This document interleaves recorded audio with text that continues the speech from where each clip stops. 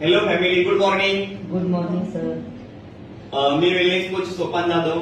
गेल्या 1.5 वर्षापासून ऑफलाईन मध्ये मी हेल्थ कॉर्नर फिटनेस क्लबच्या माध्यमातून अनेक लोकांना निरोगी आयुष्य जगण्यासाठी, त्यांचं वजन कमी करून, त्यांचा हेल्थ गोल अचीव्ह करून त्यांना फिट राहण्यासाठी मदत करत आहे.